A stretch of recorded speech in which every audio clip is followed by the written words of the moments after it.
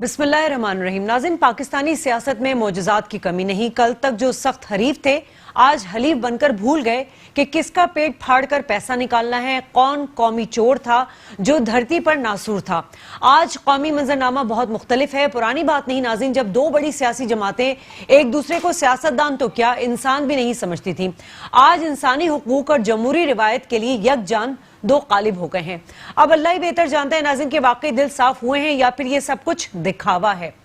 हुकूमत जो बज़ाहिर इस वक्त इत्तेहाद को एनआरओ एहतसाब के खौफ का शाखसाना करार दे रही है, मगर साथ ही सर जोड़कर भी बैठ गई थी और बैठना भी चाहिए, क्योंकि हुकूमत के इत्तेहादी अपोजिशन के साथ खड़े नजर आ रहे थे। मगर आज अख्तर मेंगल साहब ने इस हवाले से जो शिकवे शिकायत थे उसको दूर करके दोबारा हुकूमत के साथ इत्तेहादी रहने को तरजीह दी है। नाज़रीन, अगर बात करें आज कौमी असम्बली की, तो वहां हमें जियाले और मतवाले बिलावल भुट्टो और नून लीगी अरकान का नाम ECL में डाले जाने पर यक जबान हो गए और कौमी असम्बली में ही अपोजिशन के इत्तेहाद का असर नजर आने लगा। इस इत्तेहाद का क्रेडिट किसी और को नहीं जाता नाज़रीन, बल्कि खुद हुकूमती वुज़रा को जाता है, जिनकी बयानबाजी की वजह से जो है इस वक्त ये मंजरनामा बना। हुक्मरान जमात का ज़र्फ और बुर्दबारी दिखाने के बजाय इस वक्त दानिशमंदी से आरी बयानबाजी करके पहले से ही मुश्किलात में गिरी हुकूमत के लिए मजीद मुश्किलात का सामान कर रही है। अब हुकूमत को चाहिए कि वो होश के नाखून ले और बयानबाजी जो अब उन्होंने की है उसको एक तरफ करके गुड गवर्नेंस कायम करे, आवाम के लिए डिलीवर करे, आवाम को रिलीफ दे। इसी हवाले से आज का प्रोग्राम मुरतब किया गया। इनसाइड द न्यूज में आपको खुशामदीद कहते हैं। मेरे साथ इस वक्त स्टूडियो में मौजूद हैं बिलाल गफ्फार साहब, तहरीक इंसाफ के MP है, बहुत शुक्रिया आपका। टेलीफोन लाइन पर हमें शाहिदा रहमानी पाकिस्तान पीपल्स पार्टी की MNA ज्वाइन करेंगे। साथ साथ हम तजिया लेंगे, हमारे साथ senior anchor person Rahman Azhar मौजूद होंगे। बिलाल साहब, क्या ही अच्छा होता कि आप लोग ऑपोजिशन मुखालफत का जवाब जो है वो गुड गवर्नेंस से दे देते इस 5 माह में, और आवाम को वो काम डिलीवर करके देते कि आवाम में जो आज बेचैनी पाई जाती है वो बेचैनी नहीं पाई जाती। ये हुआ क्या अचानक कि सारे काम एक तरफ हो गए, अपोजिशन इत्तेहाद एक तरफ, जो कि कल हरीफ थे आज हलीफ बन गए। ये मौका भी तो आप लोगों ने दिया उनको। बिस्मिल्लाहिर्रहमानिर्रहीम। आपने इंट्रोडक्शन में एक बड़ी अच्छी बात की और मैं पीपल्स पार्टी और PMLN को मुबारकबाद देता हूँ। एक MRC हो गई, movement for restoration of corruption. ये कोई इकोनॉमिक इश्यूज या नेशनल इश्यूज की वजह से एक नहीं हुए। जितने करप्ट अनासर हैं एक दूसरे की करप्शन बचाने के लिए इकट्ठा हो गए। ओनली वन पॉइंट एजेंडा, तुम मेरी करप्शन बचाओ, मैं तुम्हारी करप्शन बचाओ। और आपको मैं ये बिल्कुल एक सही बात बता रहा हूं कि जो PMLN और पीपल्स पार्टी में जो भी कुछ अच्छे लोग हैं ना, आप लोग कह रहे हैं ना, लेकिन ऑपोजिशन तो कह रहे हैं कि हम आवाम के हुकूक के लिए एक हुए हैं, हमारा इत्तेहाद जो है वो आवाम को डिलीवर नहीं हो रही गुड गवर्नेंस। इन्होंने 11 साल 20 साल हुकूमत करके इन्होंने कभी कोई गवर्नेंस और आवाम की बात नहीं की। अकाउंटेबिलिटी स्टार्ट हो गई है। इनको पता है कि अब हम नहीं बचने, चाहे वो पनामा के केसेस हो या JIT हो। तो इनका वन पॉइंट एजेंडा है, तुम मुझे बचाओ मैं तुम्हें बचाऊं, और कोई इनका एजेंडा नहीं है। और जो पीपल्स पार्टी और PMLN में जो आइडियोलॉजिकल लीडर्स हैं, वर्कर्स हैं, वो भी अब मजबूर हो गए और वो सोच रहे हैं कि हम कब तक इनकी करप्शन डिफाइन करें। ये कोई दो पार्टियों का या ऑपोजिशन का अलायंस नहीं हुआ, ये अलायंस हुआ है कुछ इंडिविजुअल्स की पर्सनल कैपेसिटी में। अच्छा। खानदान में जो एक दूसरे की जो इन्होंने जो आप कह लें कि जो पैसा लूटा गया है उसको बचाने की कोशिश की जा रही है। मुझे आप बताएं ना कि जब हम अकाउंटेबिलिटी की बात करते हैं, जब हम करप्शन की बात करते हैं, तो क्यों जमहूरियत खतरे में आ जाती है? कल आपने पार्लियामेंट हाउस में देखा ना, पार्लियामेंट हाउस के बाहर आपने देखा किस तरह शहबाज शरीफ ने जरदारी साहब को सड़कों पे भी घसीटा, किस तरह सड़कों पे उन्होंने मेन चौराहे पे उल्टा भी लटका दिया और माफी भी मांगी। फिर से कल शहबाज शरीफ ने माफी मांगी और कहा जो मेरा था वो मैं गलत था। चले, शाहिदा रहमानी पीपल्स पार्टी की रहनुमा भी हैं और सीनियर रहनुमा है, MNA है, टेलीफोन लाइन पर मौजूद है हमारे साथ। शाहिदा, सियासत में कोई हुर्फ आखिर नहीं होता, ये सबको पता है। आप लोगों का इत्तेहाद नून लीग के साथ, अब आप लोग कहते हैं कि हम आवाम के मुफाद के लिए इत्तेहाद कर रहे हैं, लेकिन ज्यादा दिहाइयों पुरानी बात नहीं है। ये मेरा ख्याल है कुछ साल पहले की बात है, जब आसिफ जरदारी कहते थे कि गली गली में शोर है, नवाज शरीफ चोर है, शहबाज शरीफ कहते थे कि जी मैं तो पेट फाड़ के कौमी पैसे निकालूंगा, मैं चौराहे पे लटकाऊंगा, मैं घसीटूंगा।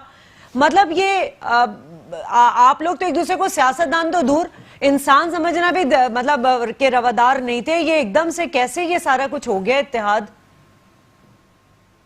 दिया। अभी शायद ज्यादा दिन नहीं गुजरे, ये इमरान खान साहब जो आज इक़्तिदार में बैठे हैं और जिनके ये नुमाइंदे बात कर रहे हैं बैठकर, इन्होंने कहा था कि जी परवेज इलाही सबसे बड़ा डाकू है और उसको पंजाब असेंबली का स्पीकर बना दिया। अच्छा पॉइंट है, अच्छा पॉइंट है। माफ नहीं कराए, हाँ। उनको हम बख्शेंगे नहीं। उनको इन्होंने कैबिनेट में तमाम ऐसे लोगों को इन्होंने मिनिस्टर्स बना दिया।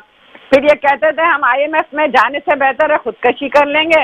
अब ये आईएमएफ में जाने के लिए पर तोड़ रहे हैं। ये कहते थे हम कशकोल तोड़ देंगे, आज कशकोल लेके सारी दुनिया में घूम रहे हैं। सही। ये कहते थे करप्शन के खिलाफ हम जंग करेंगे। इन्होंने सारी पार्टियों के करप्ट अनासिर को जमा करके अपनी पार्टी में जमा कर लिया। अल्हम्दुलिल्लाह आज हमारी पार्टियां इन तमाम करप्ट अनासिर से पाक हैं।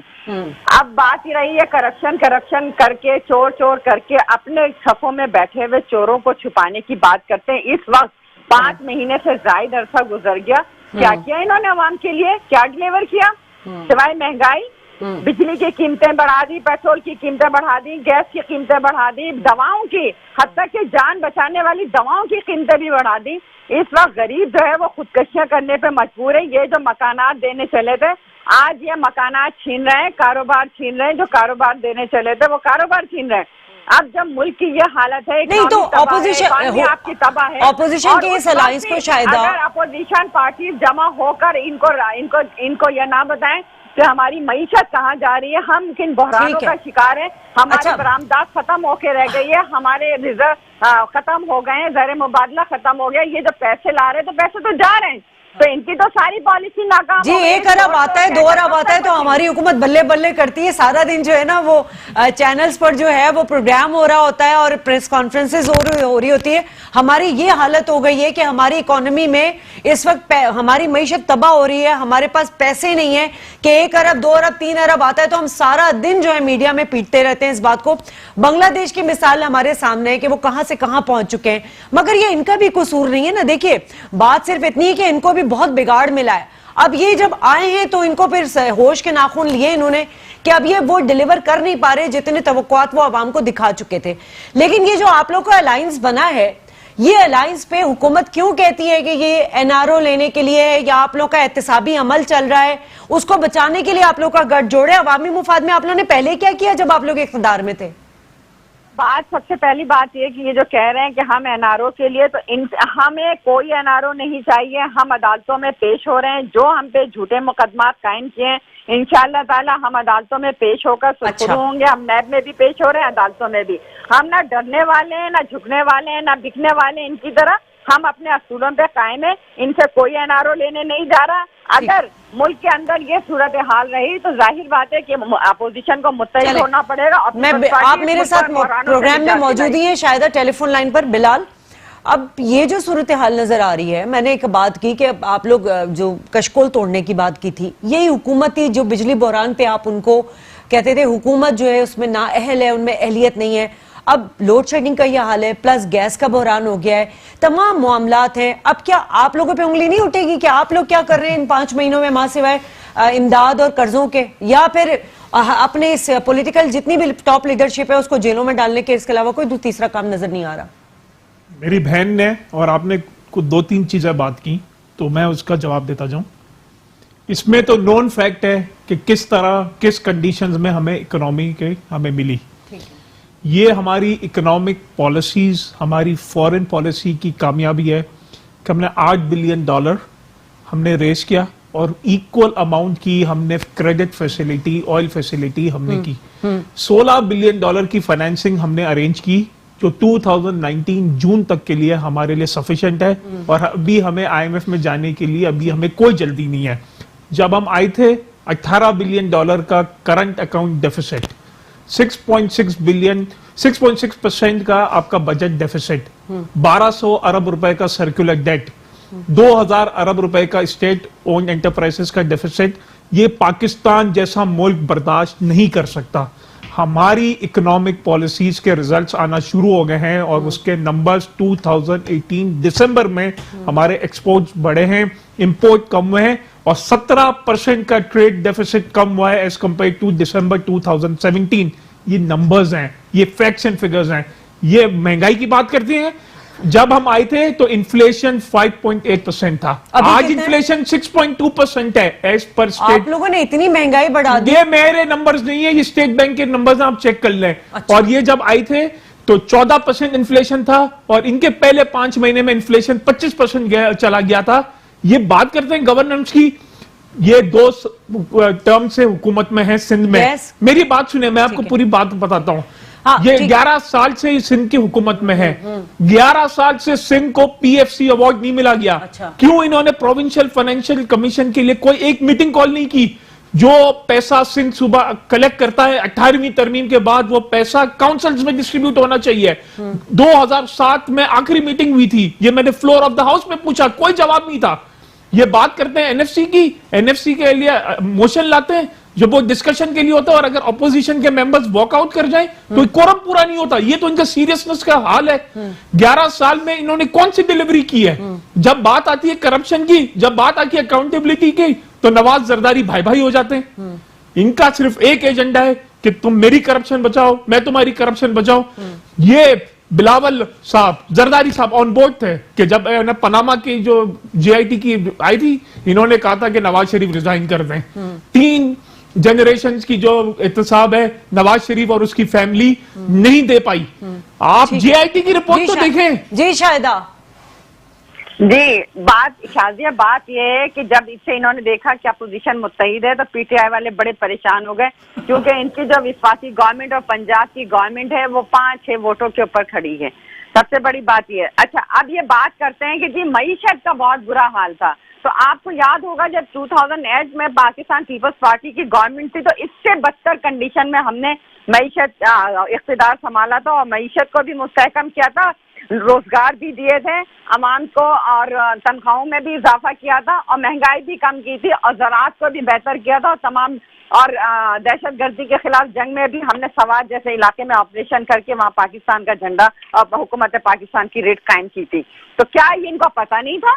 ये इनके फाइनेंस मिनिस्टर उस वक्त तमाम गुज़िश्ता 5 साल जो थे फाइनेंस कमेटी में थे और उन्हें सारी सूरत हाल का पता था और बड़े वो कहते थे अगर आप लोगों ने इतना सारा काम किया 18वीं तरमीम पे, फिर आज आप लोग की दरख्वास्त अदालत में मुस्तरद क्यों कर दी? लीटर पर वो पेट्रोल लेकर आने वाले विफाक आप लोगों को सिंध को पैसा इसलिए नहीं दे रहा कि वो यही कहता है कि जी ये पैसा जो है इससे आप जाली अकाउंट्स और पता नहीं अरबों रुपए, आज बिलावल हाउस में जो है वो एक नौकर है, उसके पास अरबों के कितने अरब निकले पैसे? ये मुझे बताएं, इनसे पूछे मुश्ताक अहमद साहब कौन है, वो जरदारी साहब के कौन है? 8.3 बिलियन रुपीस मुश्ताक अहमद साहब के अकाउंट में से निकले। पूछे कौन है वो? पर्सनल सेक्रेटरी है आसिफ जरदारी साहब के। ये बताएं जरदारी ग्रुप का ओमनी ग्रुप से क्या ताल्लुक है? 39 अकाउंट्स हैं जिसमें 10 मिलियन रुपए से, या मैं पूरी बात सुने, 39 अकाउंट्स ऐसे हैं कि जिसमें 10 मिलियन रुपए से ज्यादा की ट्रांजैक्शंस भी हैं और वो सारी ओमनी ग्रुप, वो सारी है ना, वो एक ही जगह से जो सारे ठेकेदारों को जिसको जो ठेके दिए गए थे उसमें ये पैसे गए। कहाँ है अयान अली? आप बताएं तो सही, कहाँ है अयान अली? बदतमीजी नहीं कर सकते जितना आप चीज के बाद। अच्छा शायदा चले काम डाउन, अभी थोड़ा सा ब्रेक ले लेते हैं। आप भी पानी पिए, मैं इनको भी पानी पिलाती हूँ, उसके बाद ब्रेक के बाद तो के सिलसिले को यहीं से बढ़ाते हैं। वेलकम बैक नाज़रीन। और जिस तरह के मुल्की सियासी मंजरनामा इस वक्त बनता दिखाई दे रहा है, ऑपोजिशन का जो इत्तेहाद वो हुकूमत को अब कितना टफ टाइम दे रहा है। आज हमें कुछ तब्दीली नजर आई। आज हमें जो हुकूमत के जो मिनिस्टर्स हैं उनका टोन जो है वो कुछ नीचे होते हुए दिखाई दिया गया। आज हमें कौमी असम्बली में जो है वो इस इत्तेहाद का असर भी नजर आया, जिस पर शाह महमूद कुरैशी साहब ने कहा कि हुकूमत ने जल्दबाजी में जो 172 अफराद हैं, मेरा ख्याल इतने ही 172 अफराद, उनका नाम ECL में डाला है, जिसमें बिलावल भुट्टो और नून लीग के कुछ जो लोग हैं उनका भी नाम था ECL में डाला गया, जैसे हमजा शहबाज शरीफ। बिलाल साहब, क्या वजह है कि कुछ मिनिस्टर्स आपके तो फायर कर रहे होते हैं, लफ्जों की गोलाबारी चल रही होती है, और आज जो है वो शाह महमूद कुरैशी साहब का टोन बिल्कुल अलग था। उन्होंने कहा कि ये कुछ अदालती हुक्मनामा है, हम उसको देख रहे हैं, तशनगी आपकी दूर कर देंगे। तो ये बयानबाजी से इतना हाइप क्रिएट ही नहीं करना चाहिए था क्या? आज जो है कि ग्रैंड लाइंस बन गया आप लोगों के खिलाफ। देखिए, हम तो 22 साल से कहते थे, खान साहब का तो पहले दिन से है ना ये मौकफ था कि ये एक सिक्के के 2 रुख हैं। मुक्के की जो सियासत थी खान साहब ने तो एक्सपोज की थी, और जो कल इनका अलायंस बनाए और जो एक पेज पे आ गए वो तो होना ही था। पहले ये बैकडोर होता था, अब ये सामने हो गया है। ठीक। तो ये कोई हमारे लिए सरप्राइज नहीं है। ये है ना, ये एक ही थे। ठीक है। ये हमेशा 5 साल तुम रखो, 5 साल हम रखे ना, हम तुम्हारे करप्शन के केसेस खोलेंगे ना हम खोलेंगे, और तुम भी पाकिस्तान को लूटो, हम भी पाकिस्तान को लूटे। जहां तक आपने बात की 172 मेंबर्स ऑफ जिनके ECL में नाम डाले गए, हमारा ये पॉलिसी है कि जैसे ही हमारे पास सुप्रीम कोर्ट का डिटेल फैसला आ जाएगा, उस फैसले के मुताबिक जो भी हमें इंस्ट्रक्शंस होगी, हम एज इट इज मनमोहन उनकी हम जो है उसकी फैसले को हम इंप्लीमेंट करेंगे। मेरी इंफॉर्मेशन के मुताबिक आज सुप्रीम कोर्ट का फैसला आ गया है, राइटिंग में आ गया है, जो भी उसका ऑर्डर होगा हम उस पर इंप्लीमेंट कर लेंगे। प्रेस कॉन्फ्रेंसेस में करने में तो आप लोग बहुत जल्दबाजी करते हैं। अगर अदालत का तफसीली आ गया ऑर्डर, आज आया है ना, तो उसमें जो भी ऑर्डर होगा, अगर उसमें उन्होंने बोला है तो पहले ही बोल दिया था कि वो जो चीफ एग्जीक्यूटिव है उसका नाम आप निकालें, चीफ मिनिस्टर साहब का। देखें, जो आपकी जो कोर्ट के जो ऑर्डर्स होते हैं, जब तक राइटिंग में नहीं होते तो उस पर इंप्लीमेंट नहीं होते। एक प्रोसीजर और एक SOPs फॉलो करने पड़ते हैं। शायद आप मेरे साथ हैं टेलीफोन लाइन पर? जी बिल्कुल मैम। अच्छा शायद मुझे एक बात अर्ज कर दीजिएगा, ये जो जरदारी साहब के ऊपर इल्जामात लगाते थे शहबाज शरीफ साहब कि जी ये करप्शन का बादशाह है, आज हुकूमत लगा रही है तो आप लोगों को बहुत ज्यादा तकलीफ हो रही है, मगर क्या वाकई अब आप लोगों के, आपके और शहबाज शरीफ साहब और दीगर अपोजिशन जमातों के दिल साफ हो चुके हैं आप लोगों के साथ, कि अब आप लोगों के दिल में कोई बाइस नहीं है, कोई बुग़्ज़ नहीं है, अब एक दूसरे को कोई ताने नहीं देंगे, अब आप लोगों ने एक दूसरे को क्लीन चिट दे दी है? आपने इनसे पूछा PTI वालों से कि इन्होंने MKM वालों को किस तरह गले लगाया, किस तरह आज बैठे हैं ना वजीर आजम साहब, आप लोगों ने इतना टफ टाइम दिया कि आज हुकूमत का जो है वो बिल्कुल आवाज बिल्कुल नीचे हो गई है, उनका जो वो कहते हैं ना एक जो भरम था वो सारा आज गिरता हुआ हमें नजर आया है। मैं इसी पर आ रही हूँ कि शहबाज शरीफ साहब ने जो कुछ कहा, पहले भी उन्होंने माफी मांगी थी और कल भी उन्होंने माफी मांगी। जाहिर है इल्जामात लगाकर क्या शाह महमूद साहब ने भी तो माजरत की है, शाह महमूद साहब ने भी तो माजरत की है, कौमी असेंबली में आप भी मौजूद थे वहां पर। जी बिल्कुल। और आप ये देखें कि ये जो कह रहे हैं कि जी हम देख रहे हैं और हम कर रहे हैं, इनसे ये तो पूछें कि जब जुल्फी बुखारी और लियाकत जतोई के नाम निकालने होते हैं तो आप फौरन निकालते हैं, वही केसेस हमारे लीडर्स पे होते हैं, वही केसेस आपके लीडर्स पे होते हैं, उसमें तो आप देर नहीं लगाते, मिनटों में। ये कानून है, ये इंसाफ है। इस मुल्क के अंदर कैसा इंसाफ है कि जो करप्शन करे और PTI ज्वाइन कर ले तो वो साफ सुथरा हो जाता है, और दूसरा अगर PTI कोई पार्टी नहीं ज्वाइन करती तो वो करप्ट होती है। ये इनका इंसाफ का पैमाना है। किस तरह इन्होंने उनके लियाकत जतोई का नाम निकाल दिया और सिर्फ एक दिन के अंदर, जो कि आप सोचे कि किसी तरह पहुंचे, और जुल्फी बुखारी का जिस तरह निकाला कि जहाज रोककर निकाल दिया, तो ये क्या ये इंसाफ है? इस मुल्क के आवाम नहीं देख रहे कि इन्होंने इंसाफ के नाम पे आवाम को बेवकूफ बनाया, करप्शन के नाम पे सारे करप्ट लोगों का टोला जमा किया, और आज ये बात करते हैं कि हम इंसाफ के और करप्शन के खात्मे के लिए आए। ये बहुत बेनकाब। अच्छा देखिए, इनको भी तो मौका मिलता है ना ये बात करने का। शायद आप देखिए, मैंने जैसे भी बात की कि बिलावल हाउस में एक नौकर है, वो अरबपति है, जाली अकाउंट से उसको अराजी की जमीन की पेमेंट हुई है, ये क्या चक्कर है? ये समझ में नहीं आ रही बातें। देखें, अगर इस तरह के इल्जामात हैं तो JIT भी बनी है, कोर्ट में भी गए हैं और कोर्ट में केस को देख रहे हैं, लेकिन असल चीज आप ये बताएं कि जो KPK में 30 से ज्यादा जाली अकाउंट निकले और पूरे पाकिस्तान में निकले और वहाँ खरबों रुपए की ट्रांजैक्शन हुई, इस पे आपने कोई प्रोग्राम नहीं किया, उसके ऊपर कोई बात नहीं है, वहाँ खामोशी है। वो किन के अकाउंट्स हैं, वो कैसे पैसे, अलीमा खान के जो अकाउंट्स और जो प्रॉपर्टी निकल रही है उसके लिए आप एमनेस्टी स्कीम लाके उसको क्लियर करा रहे हैं, उस पर जुर्माने दे रहे हैं, उन पर टाइम दिया जा रहा है। ये इंसाफ है? हाँ। अच्छा जी बिलाल साहब, आप लोगों ने जल्दबाजी तो की, जुल्फी बुखारी का नाम निकालने में, लियाकत साहब का नाम निकालने। अभी आप कह रहे हैं कि अदालत का आया हुक्म, हम देखेंगे कि क्या किसका नाम निकाला जाए। डिटेल जो है ना ऑर्डर आने थे। ये जो शाहिदा रहमानी साहिबा है, मुझे आज ये पीपल्स पार्टी की कम और PMLN की ज्यादा स्पोक्समैन लग रही हैं। अब ये मौका आ गया है, ये ऑकवर्ड मोमेंट आ गया है कि पीपल्स पार्टी वाले PMLN को डिफेंड कर रहे हैं और PMLN जरदारी साहब की करप्शन को डिफेंड कर रहे हैं। तो ये क्रेडिट आप इमरान खान साहब को दें कि ये दोनों और इनकी पूरी लीडरशिप एक्सपोज हो गई है। जहां तक जुल्फिकार, आप वो जुल्फी बुखारी या जो भी है, जुल्फी बुखारी को कोर्ट से उनका ECL का नाम निकाला गया और कोर्ट के फैसले को, मैंने कहा, मैं फिर कह रहा हूं कि जो भी कोर्ट का फैसला होगा हम इंप्लीमेंट करेंगे। मुझे ये बताएं कि ये कह रहे हैं ना कि ये सारे इल्जामात हैं, इल्जामात नहीं है। आप JIT पढ़ें, उसमें क्या इंकशाफात हुए हैं।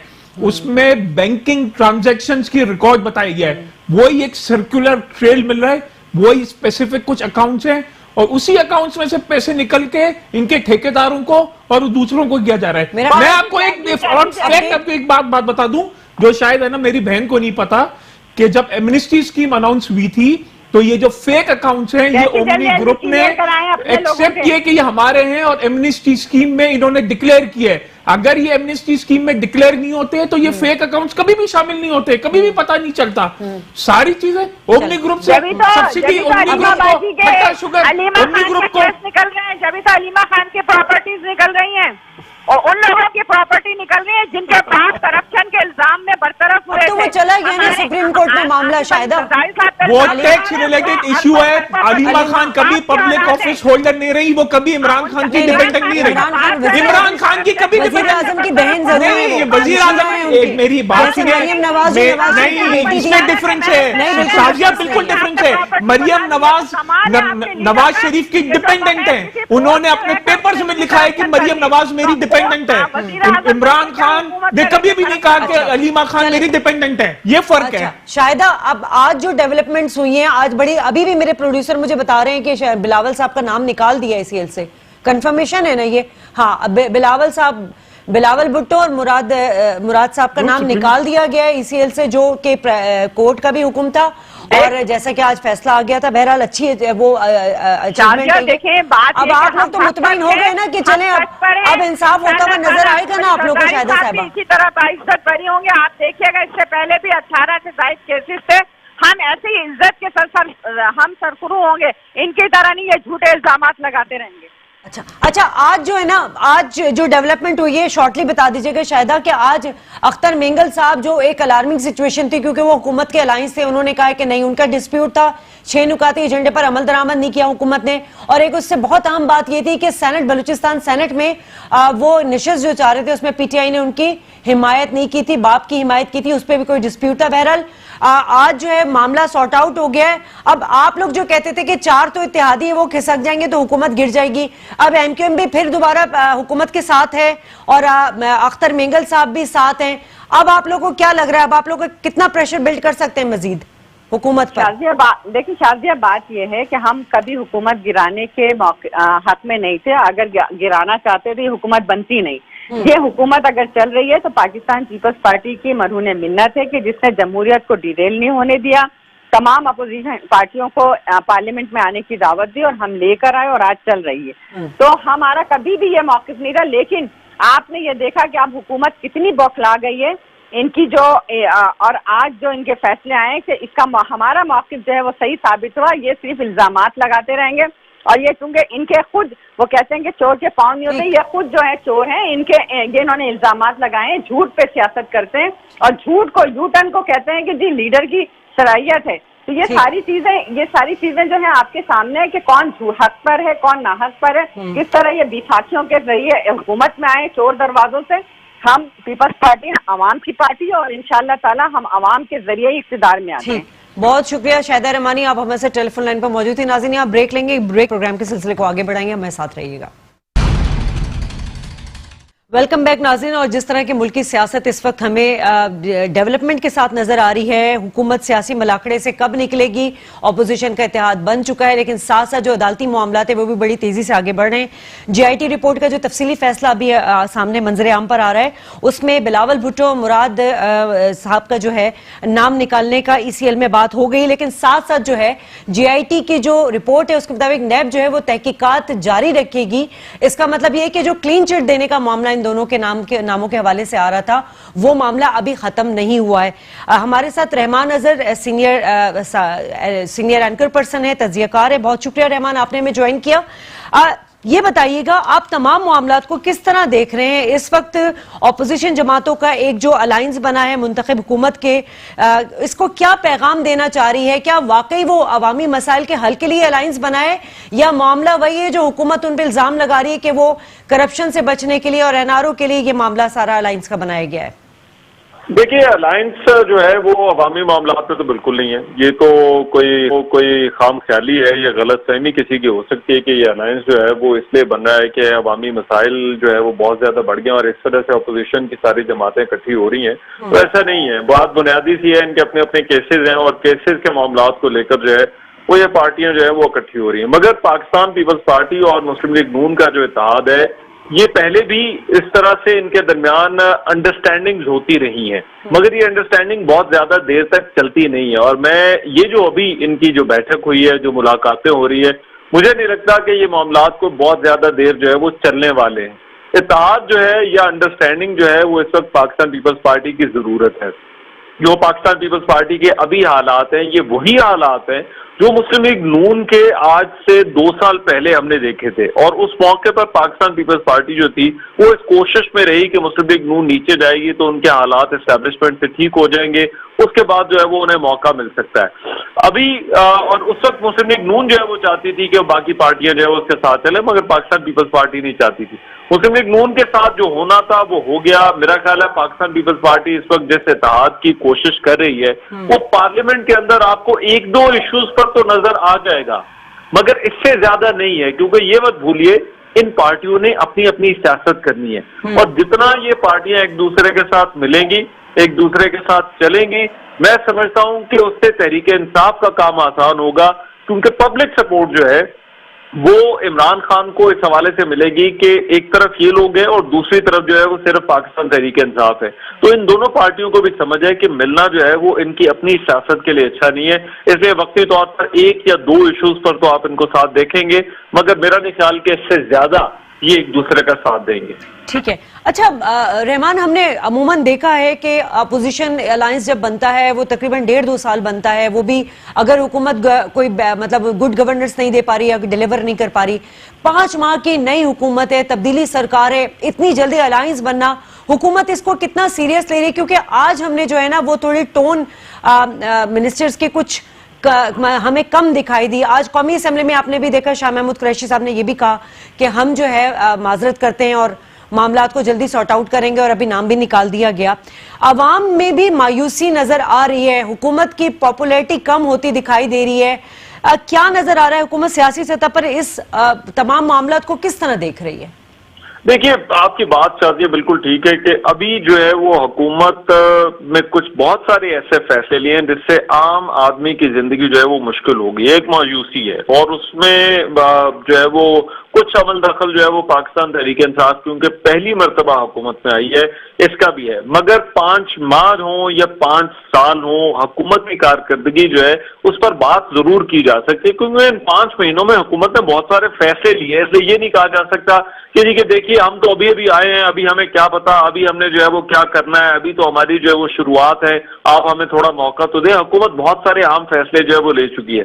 पाकिस्तान तहरीक इंसाफ की हुकूमत ये समझती है कि अगर गैर मकबूल फैसले लेने का वक्त है तो वो यही 5 से 6 माह है जो किसी भी हुकूमत को मिलते हैं। जब वो हुकूमत इख्तिदार में आती है, लोग जो है वो उस वक्त उन फैसलों को सह जाते हैं। 8 माह गुजरने के बाद, 1 साल गुजरने के बाद कोई भी हुकूमत जो है वो किसी भी किस्म का गैर मकबूल फैसला लेने की पोजीशन में नहीं रहती, और अगर वो लेती है तो उसकी कीमत जो है वो उसको इंतखाबात में चुकानी पड़ती है। आगे बल्दियाती इंतखाबात आ जाते हैं, सेनेट के इंतखाबात और दूसरे इंतखाबात, कोई ना कोई एक साइकिल जो है वो चलता रहता है। तो पाकिस्तान तहरीक इंसाफ की हुकूमत जो है वो समझ रही है कि ये फैसले अगर लेने हैं उन्हें तो यही वक्त है और यही जो है वो मौका है। मगर इस कतई नजर इस बात से, इसके बावजूद एक गवर्नेंस का क्राइसिस जो है वो मौजूद जरूर है। देखिए, इत्तेहाद जो है वो सिर्फ ऑपोजिशन के इत्तेहाद को खतरा नहीं है या वहां पर इत्तेहाद नहीं बने हैं, हुकूमती अपने इत्तेहाद जो है वो भी जो है वो उसकी हालत कोई ठीक नहीं है, अपने मामलात भी जो है वो संभाले नहीं जा रहे। सिर्फ हुकूमत में आना, इलेक्शन जीत के, ये मेरा ख्याल है खान साहब के लिए ज्यादा आसान काम था। जो खान साहब की पर्सनैलिटी से लोग वाकिफ हैं, इमरान खान के लिए इलेक्शन जीत लेना ज्यादा आसान काम था। तो अगले 5 साल उन्होंने हुकूमत चलानी है, वो उनके लिए सबसे बड़ा चैलेंज होगा। उसमें खान साहब को अपने साथ इत्तेहादियों को भी लेकर चलना है, एमक्यूएम जैसे जो हलीफ है उनको लेकर चलना है। अब अभी तक हुकूमत का जो पॉलिसी नजर आई है, इंस्टीट्यूशनल को मजबूत करने में कोई किरदार अदा नहीं किया गया, कोई रिफॉर्म्स नहीं लाए गए। नासिर दुरानी साहब का एक मामला, एक इशू हमारे सामने है, उनको लाया गया, डिस्प्यूट हुआ, नैब के ऊपर बात की गई थी, लॉ मिनिस्टर ने कहा था भाई आए ऑपोजिशन, आप रिकमेंडेशन दें, हम तब्दील करेंगे। ये सब सिर्फ बातें हैं, इंप्लीमेंटेशन हमें कहीं पर भी नजर नहीं आ रही, मतलब कोई एक स्टेप भी हमें नहीं नजर आ रहा लेते हुए। देखिए, फैसले अभी होंगे, अभी 5 जो हुए हैं, 5 में कुछ फैसले ये ले चुके हैं, कुछ फैसले इन्होंने लेने हैं। तो अगर आप इन्हें मौका देना चाहते हैं तो आप इन्हें मौका दे सकते हैं, वरना आप 5 की कारकर्दगी पर भी जो है वो अपनी राय कायम कर सकते हैं। जो मैं बात कर रहा था कि इनके लिए सियासत और गवर्नेंस जो है वो दोनों चीजें जो है वो हुकूमती पार्टी के लिए मुश्किल होती जा रही हैं, और उसमें जो है वो बहुत बड़ा हाथ जो है वो इनकी नातजुर्बाकारी का नजर आता है। लोग जिन जिन ओहदों पर बैठे हैं उनको शायद अभी जो है वो काम की समझ नहीं है, वो उन मामलात को उस तरह से आगे जो है वो चला नहीं पा रहे। तकारीर वही है जो आज से पहले जो है वजीर खजाना उसी तरह से बात करते हैं जिस तरह से डॉक्टर साहब बात किया करते थे, जो बाकी वज़रा है वो उसी तरह की वही बातें रटी रटाई कर रहे। मगर इसमें बुनियादी तौर पर जो आपको चीज देखनी है वो ये कि क्या मामलात पर ग्रिप है या नहीं है। फैसलों के लिए इंतजार किया जा सकता है। जिन रिफॉर्म्स की आप बात कर रहे हैं, पुलिस रिफॉर्म्स, लेकिन रहमान, हुकूमत पे तनकीद इसलिए भी की जाती है कि आप जो है कंटेनर के पे बैठ के जो है ऑपोजिशन का किरदार अदा करते रहे, आपने कोई प्लानिंग नहीं की, आप लोगों ने अपनी कोई टीम नहीं बनाई। अब ना तजुर्बेकार टीम है। अब आप देख लीजिए, हाल ये है कि 5 माह में तीसरा बजट आ रहा है, मिनी बजट।